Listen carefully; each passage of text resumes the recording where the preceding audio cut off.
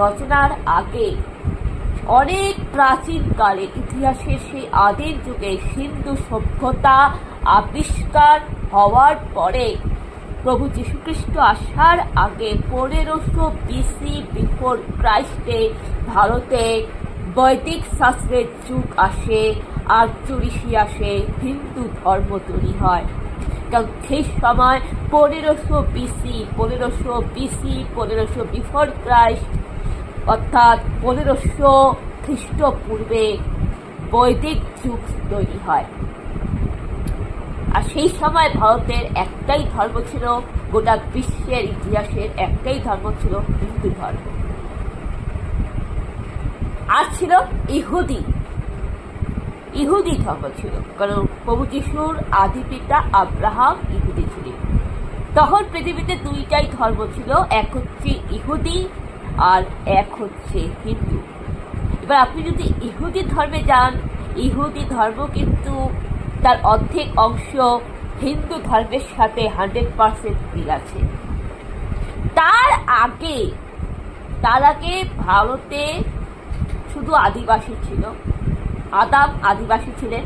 আর আদিম যুগের মানুষ তত প্রকৃতির পূজা করতেন, যেটা বর্তমানে এখন করম পূজা, স্বর্ণা পূজা হয়, ধর্মেশ মারামগুরুর পূজা হয়। কিন্তু ইতিহাস যদি পড়েন তাহলে পৃথিবীর সৃষ্টির ইতিহাসকালে কিন্তু প্রত্যেকের পূর্বপুরুষ সবার মানুষ জাতি আদামের বংশধর, আদাম প্রত্যেকটা আদিম যুগের মানুষ কিন্তু প্রকৃতির পূজাই করতেন। তখন কিন্তু কোনো ধর্ম ছিল না।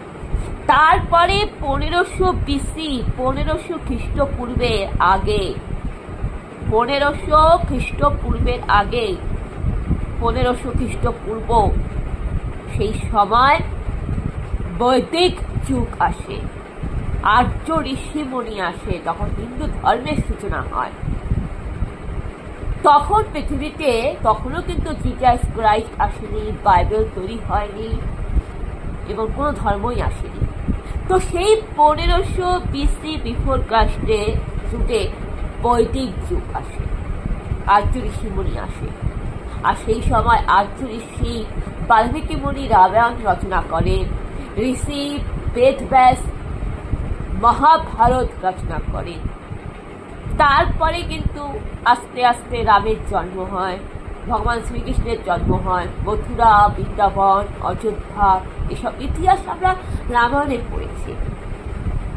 এইভাবে কেটে গেল। এইভাবে যখন কেটে গেল 500 বছর, এইভাবে কেটে গেল প্রায় 500 বছর। তারপরে পৃথিবীতে জিজাস ক্রাইস্ট যখন আসে, যখন তিনি বেথলেহেমের গোয়াল ঘরে জন্মগ্রহণ করেন, তারপর থেকে কিন্তু ইতিহাসের সেই বছর সময়ের যুগটা পাল্টে যায়। আগে ছিল BC বিফোর ক্রাইস্ট। যখন জিজাস ক্রাইস্ট আসলো তখন ইতিহাসের সময়টা হয় AD, অর্থাৎ খ্রিস্টাব্দ।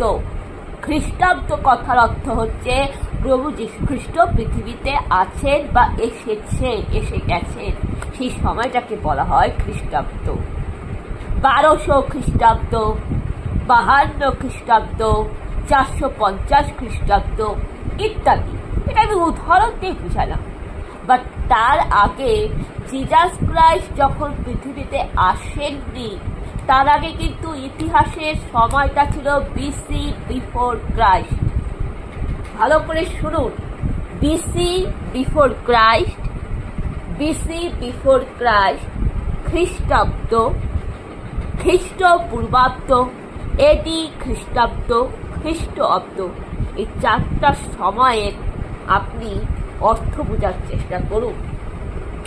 BC বিফোর ক্রাইস্ট মানে প্রভু যীশু পৃথিবীতে আসেননি, তার আসার সময়ের আগে সময়কালকে বলা হয় BC খ্রিস্টপূর্ব।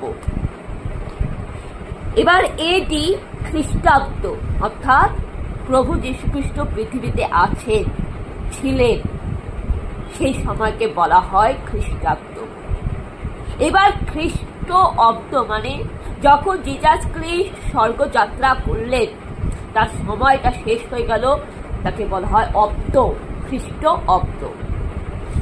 তো আমি বলছি BC বিফোর ক্রাইস্ট, প্রভু যীশুখ্রিস্ট পৃথিবীতে আসার আগে 1500 BC-তে, তার আগে ভারতে হিন্দু ধর্মের সূচনা হয়। বৈদিক কাল আসে, আর্য ঋষিমুনি বৈদিক শাস্ত্র রচনা করে। তখন হচ্ছে ইতিহাসের সেই প্রাচীন কাল, সিন্ধু সভ্যতার যুগে বৈদিক যুগ আসে। তারপরে 500 বছর কেটে গেছে। 500 বছর কেটে যাওয়ার পর প্রভু যীশু খ্রিস্ট যখন পৃথিবীতে বেথলেহেমের গোয়াল ঘরে জন্মগ্রহণ করেন, সেই সময়কে বলা হয় খ্রিস্টাব্দ। এবার খ্রিস্টাব্দ পরে আমরা বাইবেল পড়েছি, প্রভু যীশু খ্রিস্টের কাহিনী পড়েছি। তারপর আস্তে আস্তে যখন প্রভু যীশু খ্রিস্টকে রোমের সেই রাজা হেরোদ যখন তাকে রাজা পিলাতুস যখন তাকে ক্রুশে দিল, তাকে মৃত্যুদণ্ড দিল, প্রভু যীশু খ্রিস্ট ক্রুশে প্রাণ ত্যাগ করলেন। তারপরে কি হলো? তারপরে সানডেতে ইস্টার হলো, মানে তিনি পুনরুত্থান করলেন কবর থেকে। তারপরে তিনি 40 দিন ছিলেন। 40 দিনে তিনি যখন তার শিষ্যদেরকে নানারকম জ্ঞান উপদেশ শিক্ষা দিয়ে যখন স্বর্গে যাত্রা করলেন, তখন সময়কালটা শেষ হয়ে যায় খ্রিস্ট অব্দ। তার অনেক পরে প্রভু যীশুর শিষ্য সেন্ট থমাস 52 খ্রিস্টাব্দে ভারতে প্রথম কেরালাতে আসে খ্রিস্টান ধর্ম প্রচারে। ইতিহাস পড়বেন যে ভারতের প্রথম কে খ্রিস্টান ধর্ম প্রচার এসেছিল? প্রভু যীশুর শিষ্য সেন্ট থমাস। কোথায় এসেছিল? কেরালাতে। কবে এসেছিল?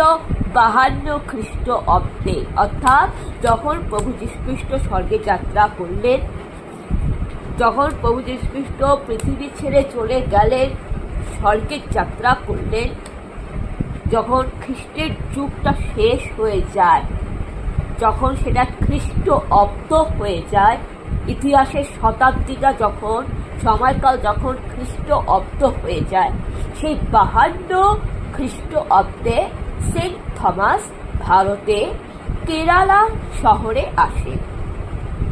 সেখানে কিন্তু গোটা ভারতবর্ষে তখন 100% মানুষ হিন্দু সনাতনী ছিল। সেন্ট থমাস শুধুমাত্র কেরালাতে এসেছিলেন, আর কেরালাতে মাত্র 20% মানুষ খ্রিস্টান ধর্ম গ্রহণ করে। তারপরে তিনি যখন কেরালা থেকে তামিলনাড়ুর মাইলাপুরের কাছে যখন যান, তখন তামিলনাড়ুর মাত্র 10% মানুষ খ্রিস্টান ধর্ম গ্রহণ করে। এই নিয়ে কেরালাতে 20% আর তামিলনাড়ুতে 10%, মোট টোটাল 30% মানুষ খ্রিস্টান ধর্ম গ্রহণ করেন। অর্থাৎ গোটা ভারতবর্ষে, গোটা অখণ্ড ভারতে 28টা, 30টা, 40টা রাজ্যে, গোটা ভারতবর্ষে 100% হিন্দু আদিবাসী, 100% বৈদিক গীতা ভগবত যুগ, 100% হিন্দু সনাতনী, 100% আদিবাসী ভারতবাসীদের মধ্যে মাত্র 30% মানুষ প্রভু যীশু খ্রিস্টকে গ্রহণ করেছিলেন। আর কিন্তু সেন্ট থমাস গোটা ভারতবর্ষে খ্রিস্টান ধর্ম প্রচার করতে পারেনি। আর কিন্তু সেন্ট থমাস কেরালা, তামিলনাড়ু ছাড়া দিল্লি, পাঞ্জাব, পশ্চিম বাঙ্গাল, বিহার, ওড়িশা, ঝাড়খণ্ডে এবং হিমাচল প্রদেশে যেতে পারেনি। কেন? সেন্ট থমাস প্রথমে কেরালাতে এসেছিল, সেখানে 20% মানুষ খ্রিস্টান হয়। তারপরে যখন তিনি তামিলনাড়ুতে যান, মাইলাপুরে, সেখানে 10% মানুষ খ্রিস্টান হতে না হতেই সেখানকার অঞ্চলের মানে আদিবাসীরা সেন্ট থমাসকে বর্ষা দিয়ে খুন করে। মানে তামিলনাড়ুর মাইলাপুরে সেন্ট থমাস সেই তামিলনাড়ুর আদিবাসীদের হাতে পরাজিত হলেন এবং তাকে যে প্রভু যিশু যে তাকে আজ্ঞা দিয়েছে যে মথলিখিত সুসমাচারে একদম 28 অধ্যায় আপনি পড়বেন, বাইবেলে লেখা আছে। আপনি যদি বাইবেলটা খুলেন তাহলে সান্ট মথির 28 অধ্যায় পড়বেন, যেখানে প্রভু যিশু বলেছেন যে সকল দেশ বিদেশে যাও, সবাইকে আমার নামে বাপ্তিস্মা নাও, সবাইকে আমার শিষ্য করে নাও। এটা প্রভু যিশুর বাইবেলের বাণীতে বলা আছে। তো সেন্ট থমাস সেই প্রভু যিশুর আজ্ঞা পালন করতেই প্রভু যিশুর কথা মতোই তিনি ভারতে আসলেন প্রথম কেরালাতে, এবং কেরালাতে কিন্তু কেউ সেন্ট থমাসকে গ্রহণ করেনি, মেনে নেয়নি, মাত্র 20% মানুষ ছাড়া। শুধুমাত্র 20% মানুষ প্রভু যিশুকে জানতে পারলেন, বুঝতে পারলেন, গ্রহণ করলেন। তারা খ্রিস্টান হয়ে গেলেন সেন্ট থমাসের হাত ধরে। তারপরে সেন্ট থমাস যখন কেরালা থেকে তামিলনাড়ুর মাইলাপুরে যায়, সেই তামিলনাড়ুর মাইলাপুরে 10% মানুষকে যখন খ্রিস্টান করে, তারপরে সেখানকার আদিবাসীরা, সেখানকার মানুষরা সেন্ট থমাসকে বর্ষা দিয়ে হত্যা করে। এতে কি হচ্ছে? সেন্ট থমাস ব্যর্থ হয়ে গেল। তারপরে কি হলো? ভারতবর্ষে 30% মানুষ খ্রিস্টান আর বাকি 100% মানুষ হিন্দু। এবারে যে 100% মানুষ হিন্দু ছিল, তাদের মধ্যে আমার আপনাদের পূর্বপুরুষ ছিল, অর্থাৎ সেন্ট থমাস আসলেও কি না আসলেও কি, সেন্ট থমাস ভারতের খ্রিস্টান ধর্ম প্রচার করলেও কি না করলেও কি, আমাদের পূর্বপুরুষ ইতিহাসের যুগ থেকে, প্রাচীন কাল থেকে সিন্ধু সভ্যতা এসে গেল, ভারতে বৈদিক যুগ এসে গেল, ভারতে সেন্ট থমাস খ্রিস্টান ধর্ম প্রচারে এসে গেল। তারপরেও আমাদের পূর্বপুরুষ, আমাদের আদি পিতারা, আমাদের আদিবাসী সমাজের পূর্বপুরুষরাও কিন্তু হিন্দুই থেকে গেল, সনাতনী হিন্দু থেকে গেল। এইভাবে অনেক যুগ যখন পার হয়ে যায়, তখন ভারতের প্রাচীন কালটা শেষ হয়ে মধ্যযুগ, তখন মধ্যযুগের সময়। এবার মধ্যযুগ যখন শুরু হলো, সেই মধ্যযুগের মাঝামাঝি সময়, অনেকটা বছর কেটে গেছে, মাঝখানের ইতিহাসগুলা আর বলা যায় না বাবা, এত ইতিহাস, খুব কঠিন ইতিহাস। তারপরে আস্তে আস্তে ধীরে ধীরে 1524 সাল, তখন সাল হলো 1524 সালের কথা আমি বলছি। 1524 সাল যখন ভারতে বাবর মোগল সাম্রাজ্য এসেছিল। এবারে যারা 30% খ্রিস্টান হলো, তাদের ছেলেমেয়েরা, তাদের নাতি নাতিরা, তাদের বংশ পরম্পরায় তারা একটা বাচ্চা শিশুকে, 1 মাসের শিশুকে দীক্ষা স্নান করাতে লাগলো। তখন থেকে বংশ পরম্পরা, বাকিরা কিন্তু হিন্দু সনাতনী ছিল। এবারে বাবররা আসলো। এই বাবর সব থেকে শয়তান ছিল, এই বাবর সব থেকে জঙ্গি ছিল। কেননা চোরের মতন করে বেআইনি ভাবে, বলতে গেলে এখন যে বর্তমানে যে সব পাকিস্তানি বাংলাদেশিরা যেরকম ভাবে অনুপ্রবেশ করছে না, চোরের মতন ভারতে ঢুকে যাচ্ছে, কাটা তারের বেড়া দিয়ে, বর্ডার পেরিয়ে বেআইনি ভাবে চোরের মতন যে অনুপ্রবেশ করছে, বাবর সেটাই করেছিল, অনুপ্রবেশ করেছিল ভারতে বেআইনি ভাবে। আর বাবর কোথা থেকে এসেছিল? মোগলরা কোথা থেকে এসেছিল? প্যালেস্টাইন, হামাসের জায়গা থেকে, কেউ কেউ বলে তুর্কি থেকে, আফগানিস্তান থেকে। অর্থাৎ বাবর বহিরাগত বিদেশি শত্রু ছিল, বহিরাগত বিদেশি শত্রু।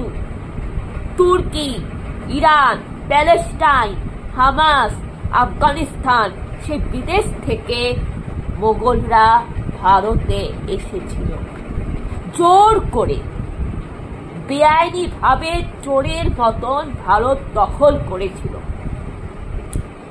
এবারে বাবর ভারতের হিন্দু, খ্রিস্টান, শিখ, বৌদ্ধ নারীদেরকে ধরে ধরে রেপ, বলাৎকার করতে লাগলেন। অনেক ভারতীয় খ্রিস্টান নারী, অনেক ভারতীয় হিন্দু নারী, অনেক ভারতীয় শিখ নারী মোগল বাবর সেই তালিবানি জঙ্গি মুসলিমদের হাতে রেপ, বলাৎকারের শিকার হতে লাগলেন। এবং বাবর মোগলরা ভারতীয় নারীদেরকে রেপ করে তাদের সন্তানের জন্মদাত্রী মা বানাতে লাগলো। ভারতীয় নারীদের সাথে জোর করে সেক্সুয়াল হ্যারাসমেন্ট করে, ভারতীয় নারীদেরকে জোর করে সেক্সুয়াল অ্যাটাক করে, তাদেরকে রেপ করে অথবা তাদের সাথে শারীরিক সম্পর্ক করে তাদের সন্তানের মা বানাতে লাগলো। কারণ তাদের একটা কুবুদ্ধি, একটা বাজে নীতি ছিল যে কোনো হিন্দু, কোনো খ্রিস্টান, কোনো বৌদ্ধ, কোনো ভারতীয় নারী যদি সেই মুসলিমদের সন্তানের মা হয় তাহলে তার সন্তান মুসলিম হয়ে যাবে, সেই নারীও মুসলিম হয়ে যাবে। এইভাবে বাবররা বাজে ঘৃণ্য ষড়যন্ত্র, বাজে ঘৃণ্য চক্রান্ত করে ভারতীয় নারীদেরকে রেপ করে তাদের সন্তানের মা বানিয়ে ভারতীয় নারীদেরকে মুসলিম বানাতে লাগলো, বেআইনিভাবে কনভার্ট করতে লাগলো, ধর্মান্তরিকরণ করতে লাগলো। আর প্রতিবাদ করাতে ভারতীয় নারীদেরকে খুন হতে হলো এবং তাদের পরিবারের পুরুষদের, তাদের স্বামী, তাদের বাবা, ছেলেদেরকে মুণ্ডচ্ছেদ করতে লাগলো।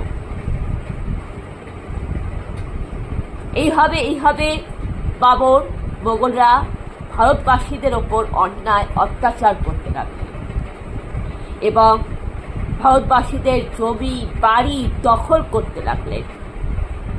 আদিবাসীদের জমি বাড়ি দখল হতে লাগলো, আদিবাসীদের জমি বাড়ি দখল করতে লাগলো, ভারতীয় খ্রিস্টানদের জমি বাড়ি দখল করতে লাগলো, ভারতীয় খ্রিস্টানদের ওপর অত্যাচার করতে লাগলো, ভারতীয় খ্রিস্টানদের বাড়িঘর জ্বালিয়ে দেওয়া হলো, হিন্দু সনাতনী পণ্ডিতদের মারধর করতে লাগলো, হিন্দু সনাতনী পুরোহিতের পরিবারকে ধ্বংস করতে লাগলো, হিন্দু সনাতনী পুরোহিতের মা বোনেদের রেপ, বলাৎকার করতে লাগলো, হিন্দু পুরুষদের বন্দি করে কৃতদাস প্রথা বানাতে লাগলো এই বাবর মোগলরা। এইভাবে বাবররা, মোগলরা ভারতে মুসলিম ধর্ম আধিপত্যে তাদের সাম্রাজ্য বিস্তার করেন এবং জোর করে, প্রায় জোর জুলুম করে, পরিস্থিতির চাপে পড়ে নিজেদের প্রাণ বাঁচাতে, নিজেদের সম্মান বাঁচাতে, ইজ্জত বাঁচাতে, নিজেদের স্বরাজকে রক্ষা করতে, নিজেদের ধর্ম বাঁচাতে, নিজেদের সম্মান বাঁচাতে অনেক ভারতীয় হিন্দু নারী, অনেক ভারতীয় আদিবাসী নারী, ভারতীয় মানুষরা, তাদের মধ্যে কেউ কেউ বীর যোদ্ধা, বীরাঙ্গনা, কেউ কেউ শহীদ হয়েছে। আবার অনেক ভারতীয় হিন্দু নারী, অনেক ভারতীয় খ্রিস্টান নারী পরিস্থিতির চাপে পড়ে বাবর, আকবর, মোগলের ষড়যন্ত্রের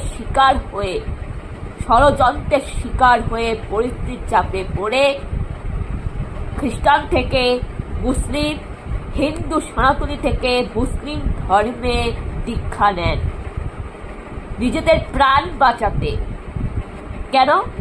কারণ বাবররা এতটাই শয়তান ছিল, মোগলরা এতটাই শয়তান ছিল যে কোনো ভারতবাসী, ভারতের নাগরিক যদি বাবরদেরকে গ্রহণ না করে এবং মুসলিম ধর্ম গ্রহণ না করে তাহলে সেই ভারতবাসী নারীদেরকে রেপ করে তাদের হয় কৃতদাস প্রথা বানিয়ে তাদের পাচার করে দিবে, ছেলেদেরকে মুন্ডুচ্ছেদ করে কেটে তাদের দেহ টুকরা টুকরা করে কুকুরকে খাইয়ে দিবে, আর নয়তো তাদেরকে জোর করে তাদেরকে প্রাণে মেরে দেবে, দুনিয়া থেকে সরিয়ে দেবে।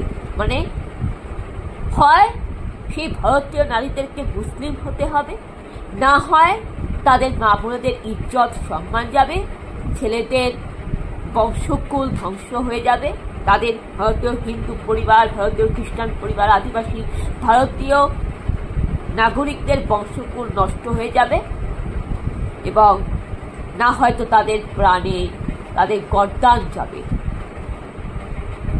এবার ভারতীয় সেই মানুষরা, যারা প্রকৃত ভারতবাসী, যারা ভারতের নাগরিকরা, তারা নিরুপায় ছিলেন। তারা কি করবে?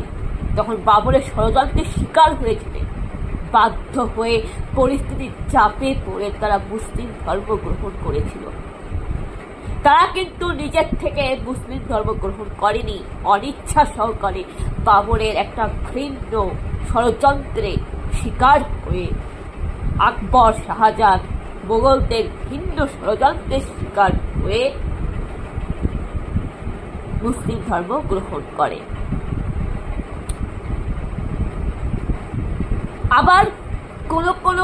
আবার কিছু কিছু ভারতীয় নারীদেরকে প্রায় জোর করে, জবরদস্তি করে, রেপ করে তাদের সন্তানের মা বানিয়ে তাদের সেই ভারতীয় নারীদেরকে গরুর মাংস, শুয়োরের মাংস, কুকুরের মাংস খাইয়ে মুসলিম ধর্মের দীক্ষা করাতে লাগলেন, যা একেবারে ঘৃণ্য বেআইনি, যা ইতিহাসে এর আগে কোনো ভয়ঙ্কর ঘটনা ঘটেছে বলে এই ইতিহাসের এই প্রথম এই ঘটনা, যেটা বাবর মোগলরা তৈরি করেছিল। যেখানে বাইবেলে খ্রিস্টান ধর্মে লেখা আছে গরুর মাংস খাওয়া পাপ, কুকুরের মাংস খাওয়া পাপ, শুয়োরের মাংস খাওয়া পাপ, কিন্তু মোগলরা কি করলো? ভারতীয় নারীদেরকে, যে ভারতীয় নারীদের মধ্যে কেউ কেউ খ্রিস্টান নারী ছিল, কেউ কেউ শিখ নারী ছিল, কেউ কেউ বৌদ্ধিস্ট নারী, কেউ কেউ খ্রিস্টান নারী, কেউ কেউ হিন্দু ব্রাহ্মণ সনাতন নারী ছিল, তাদের সবাইকে বন্দি করে কিন্তু দাসপ্রথা মানতে লাগলো। কাউকে জোর করে গরুর মাংস, শুয়োরের মাংস, কুকুরের মাংস খাওয়াতে লাগলো, শিশুদেরকে বলি দিতে লাগলো, মেয়েদেরকে রেপ করতে লাগলো, নারীদেরকে রেপ করতে লাগলো, তাদের সন্তানের 10টা বাচ্চা বংশ বিস্তার করার জন্য, মুসলিম ধর্ম ভারতে নিয়ে আসার জন্য, তাদেরকে মুসলিম ধর্মে দীক্ষিত করার জন্য ভারতীয় নারীদেরকে রেপ করে তাদের সন্তানের মা বানাতে লাগলো, আর ছেলেদেরকে গর্দান কেটে দিতে লাগলো। কোনো কোনো ছেলেদেরকে কৃতদাস প্রথা, রোমের কৃতদাস প্রথা বানাতে লাগলো। কিছু কিছু মেয়েদেরকে পতিতালয়ে বেশ্যা, দেহ ব্যবসা, পতিতালয়ের কাজে পাচার করতে লাগলো, মানব পাচার করতে লাগলো, এবং টাকার লোভে বেআইনি করতে লাগলো। গরিব দরিদ্র মানুষের জমি জমা দখল করতে লাগলো, হিন্দু পরিবারের জমি দখল করতে লাগলো, হিন্দু পণ্ডিত ব্রাহ্মণ পুরোহিতদের বাড়ি সম্পত্তি দখল করতে লাগলো। এই করে করে তারা কি করলো? ভারতের ইতিহাসে রাজা, হিন্দু শিখ রাজা উদয় সিংয়ের পরিবারকে নষ্ট করে দিল, উদয় সিংয়ের পরিবারকে শেষ করে দিল। উদয় সিং চুনি পান্নার পুত্রকে বলি দিল, হত্যা করল, এবং উদয় সিংকে নির্মমভাবে অত্যাচার করে ফাঁসি দিল। কিন্তু তা সত্ত্বেও উদয় সিং নিজের পরিবারকে রক্ষা করতে, নিজের স্বরাজকে রক্ষা করতে, নিজের ধর্মকে রক্ষা করতে কখনোই মোগলদের কাছে মাথা নত করেনি। নিজের ভারতের কালচার, ভারতের সংস্কৃতিকে রক্ষা করতে গিয়ে উদয় সিং মোগলদের হাতে শহীদ হলেন। কেন? মোগলরা ভারতে এই সমস্ত অন্যায় অত্যাচার করে ভারতের কালচার, ভারতের সংস্কৃতিকে খুন করতে যখন মোগলরা তৎপর হচ্ছিল, যখন মোগলরা, বাবররা, শাহজাহানরা যখন ভারতের সংস্কৃতি, কালচারকে ধ্বংস, নষ্ট করছিল, তখন এই উদয় সিং হিন্দু শিখ রাজা উদয় সিংহের মতন একটা বীর যোদ্ধা মানুষ বাবরের বিরুদ্ধে রুখে দাঁড়িয়ে প্রতিবাদ করেছিলেন। তাকে শহীদ হতে হলো, তাকে ফাঁসি দেওয়া হলো নির্মমভাবে। তারপরে যখন আকবর কি শাহজাহান রাজা পৃথ্বীরাজ চৌহানের বউকে যখন রাজা পৃথ্বীরাজ চৌহানের সামনে রেপ করতে লাগলো, তখন রাজা পৃথ্বীরাজ চৌহান তখন কি করতে লাগলেন? মোগল বাবরের বংশধরকে হত্যা করে শেষ করতে লাগলেন। নিজের পরিবারে নিজের ভারতীয় নারীদের সম্মান রক্ষা করার জন্য, নিজের ভারত মাতাকে রক্ষা করার জন্য, নিজের ভারতের সংস্কৃতি, ভারতের ট্র্যাডিশনালকে রক্ষা করার জন্য। কিন্তু অথচ দেখুন, বাবর মোগল হয়ে গেল সাধু মহারাজ, আর পৃথ্বীরাজ চৌহান হয়ে গেল একজন অপরাধী। যে পৃথ্বীরাজ চৌহান কোনো অপরাধ করেনি, যে পৃথ্বীরাজ চৌহান একজন সৎ পবিত্র মানুষ ছিল, যে পৃথ্বীরাজ চৌহান কিনা নিজের ভারতের ট্র্যাডিশনাল, ভারতের সংস্কৃতিকে রক্ষা করতে, নিজের পরিবারের বংশকুলকে রক্ষা করতে, মা বোনেদের ইজ্জত বাঁচাতে যখন মোগলদের সাথে লড়াই করলো, মোগলদেরকে ধ্বংস করার পরিকল্পনা নিল, কেননা সেই মোগল তার বউকে রেপ করেছিল, সেই মোগল তার পরিবারকে ধ্বংস করেছিল, সেই মোগল ভারতের সংস্কৃতি, ভারতের কালচারকে নষ্ট করেছিল, সেই মোগল ভারতের সাথে বেইমানি করেছিল, ভারতের শত্রু ছিল। সেই বীর যোদ্ধা শহীদ হলেন রাজা পৃথ্বীরাজ চৌহান। অরঙ্গজেব সেও একটা শয়তান ছিল, মানে কি, গাছ যেমন হবে গাছের ফল তো তেমন হবে। বাবর যেরকম শয়তান ছিল, তাহলে বাবরের নাতনি, বাবরের বংশধর অরঙ্গজেবও তো শয়তানি থাকবে। অরঙ্গজেব কি করলেন?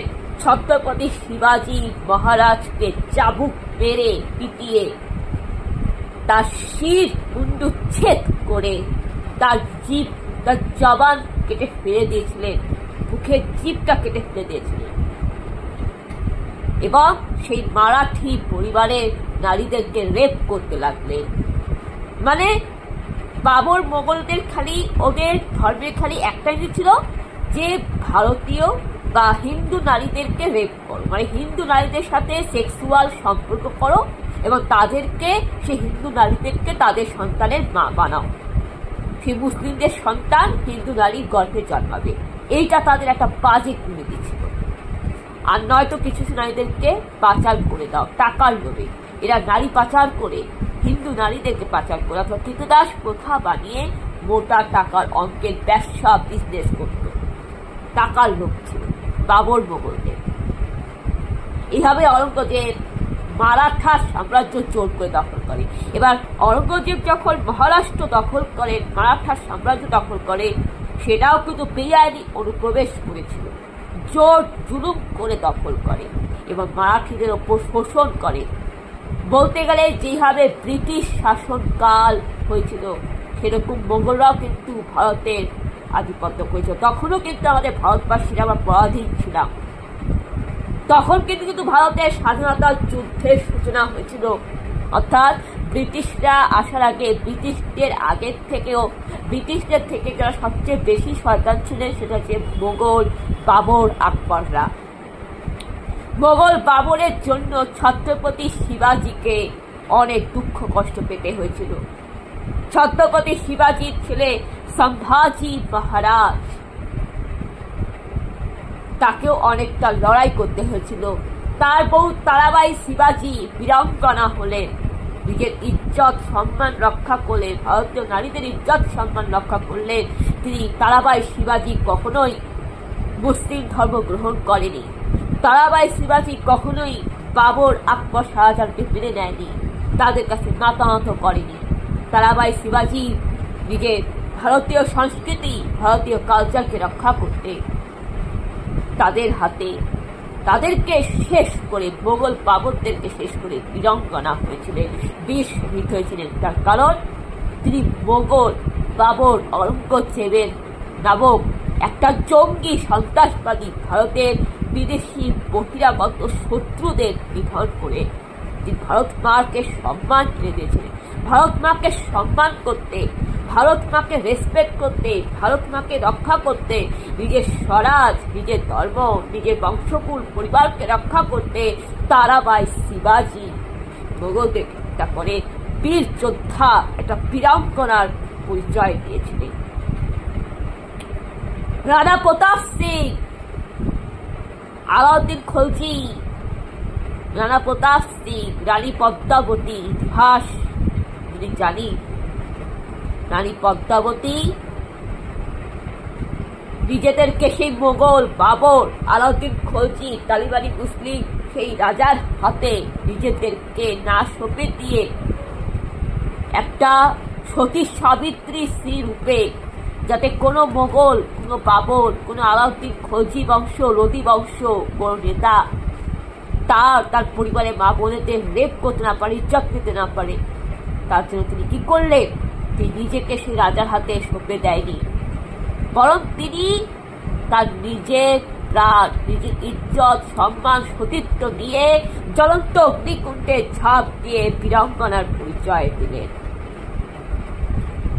অর্থাৎ ভারতের এই মুসলিম রাজাদের জন্য, যে মুসলিম রাজারা, মুসলিম সম্রাটরা বিদেশি বহিরাগত শত্রু ছিল, কেউ কেউ তুর্কি থেকে এসেছিল, কেউ কেউ ইরান থেকে, কেউ কেউ আফগানিস্তান থেকে এসেছিল, তাদের হাত থেকে ভারতের সংস্কৃতিকে রক্ষা করতে রাজা উদয় সিং, চুনি পান্না, রানী দুর্গাবতী, রাজা পৃথ্বীরাজ চৌহান, তারাবাই শিবাজি, ছত্রপতি শিবাজি মহারাজ, রানা প্রতাপ সিং, রানী পদ্মাবতী, এরা বীর যোদ্ধা হলেন।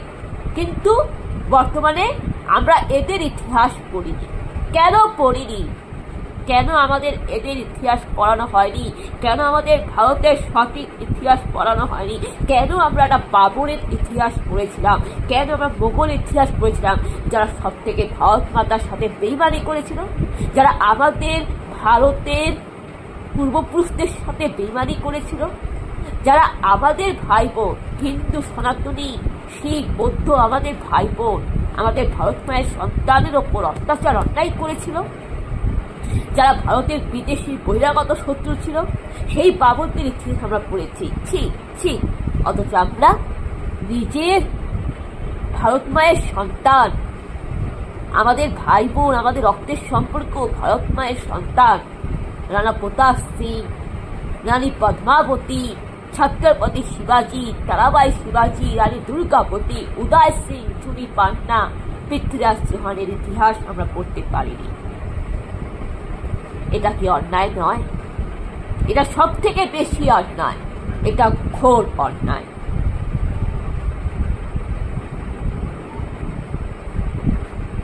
এবং আপনি যদি ইতিহাস পড়েন,